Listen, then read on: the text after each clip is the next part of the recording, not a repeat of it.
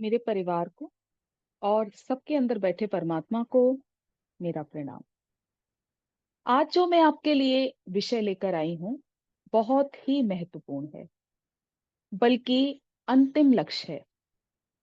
मेरी पूरी कोशिश रहेगी कि इसको सरल व कम शब्दों में आपके साथ शेयर करूं। और आपसे भी मेरा अनुरोध है कि आप पूरी तल्लीनता से इसके एक-एक शब्द को सुनें।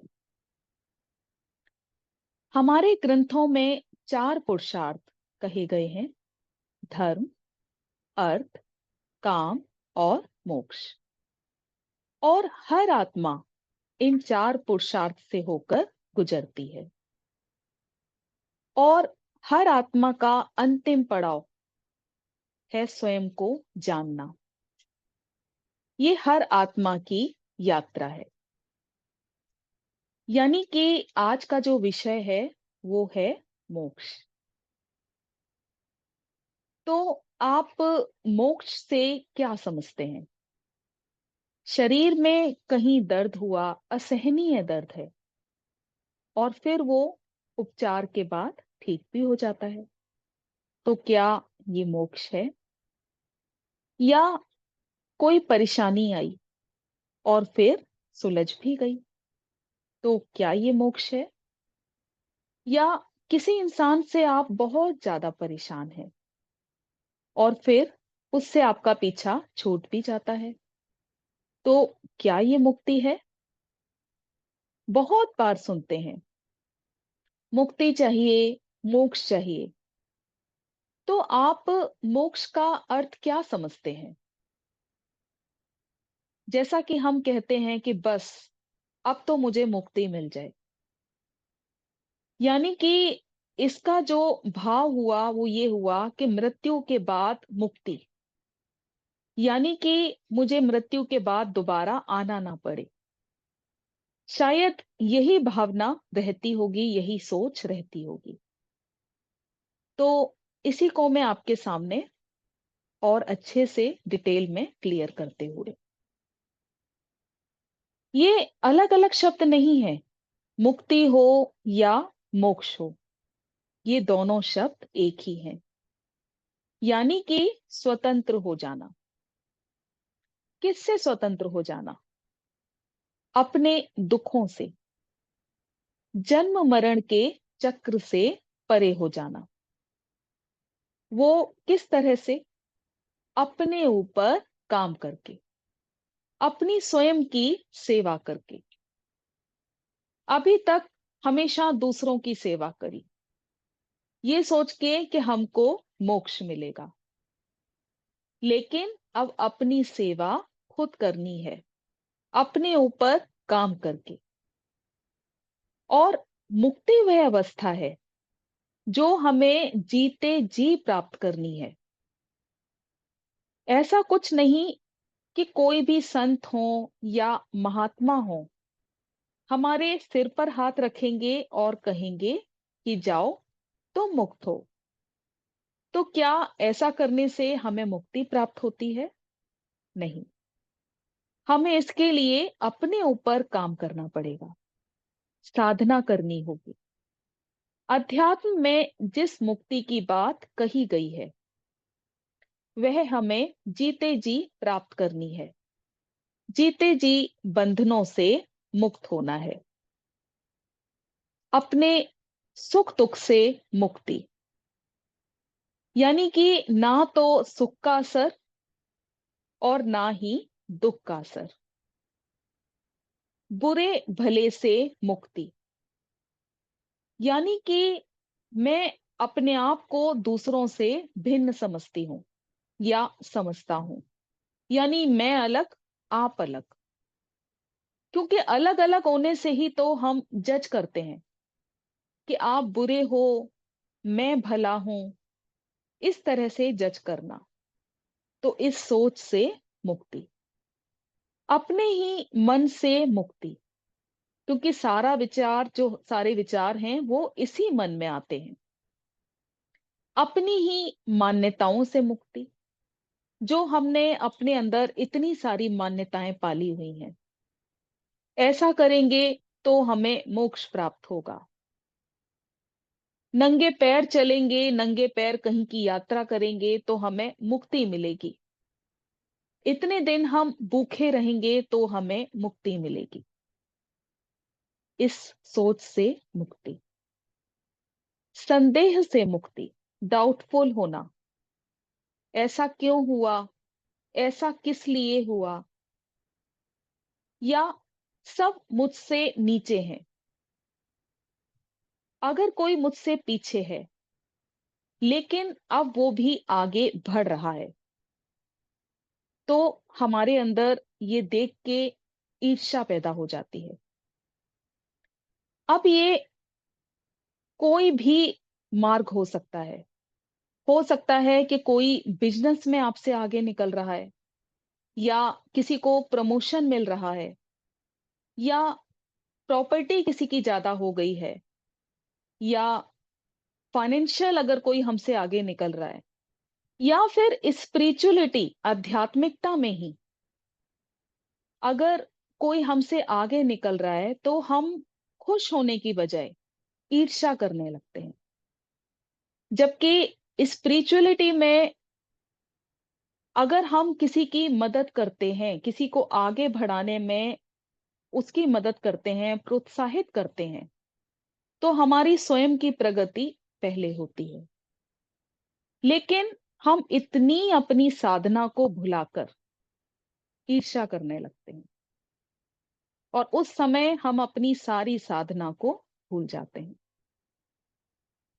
तो इस सोच से मुक्ति, मैं सबसे ऊपर हूं, कोई मुझसे आगे ना निकले, छोटे बड़े का भेद।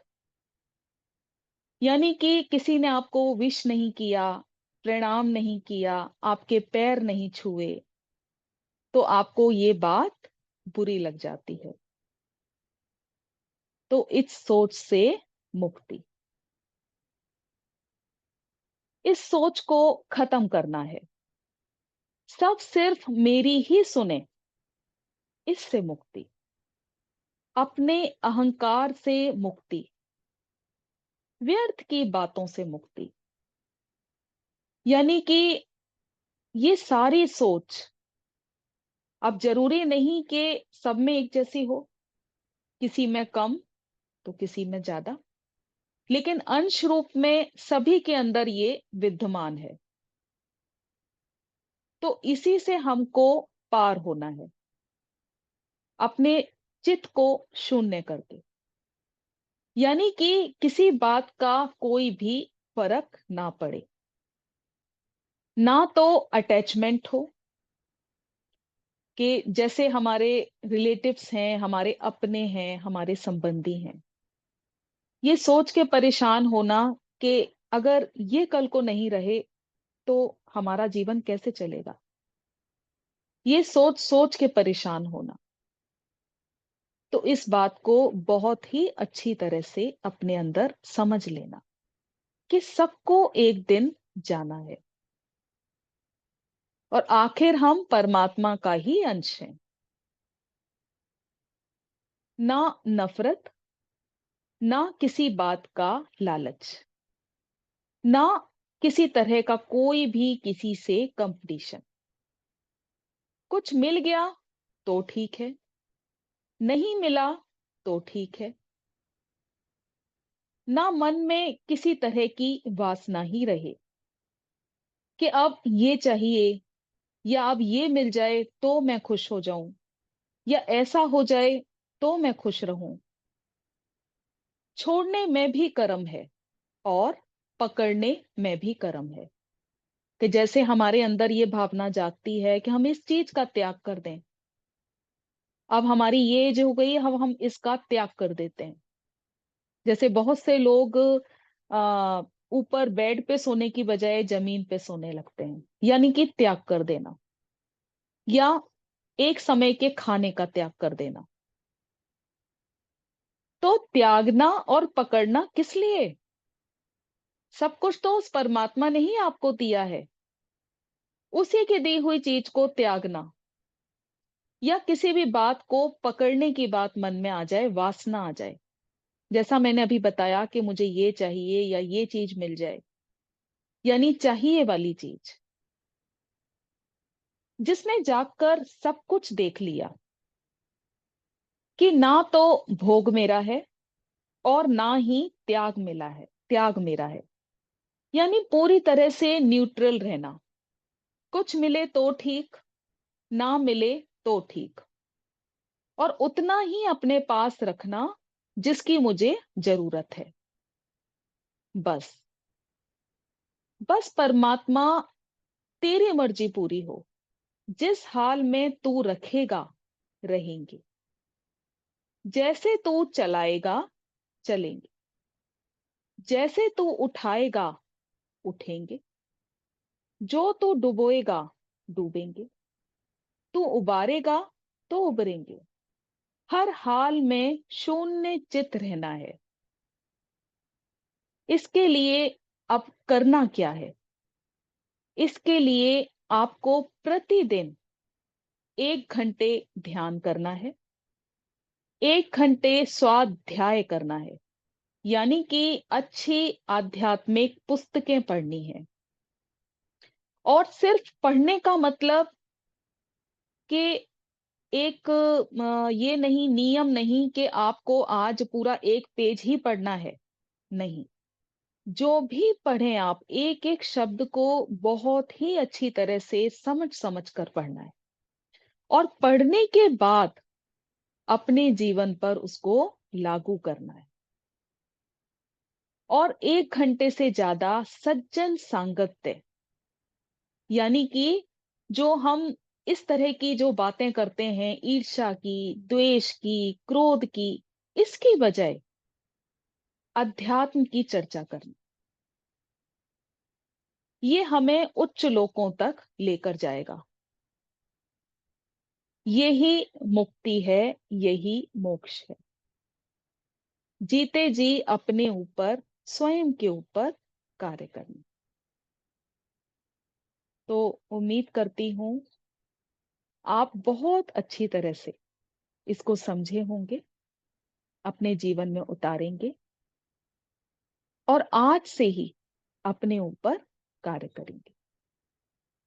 तो आज के लिए इतना ही। इतने धीरज से, इतने प्रेम से आपने मुझे सुना। आप सभी का बहुत बहुत धन्यवाद।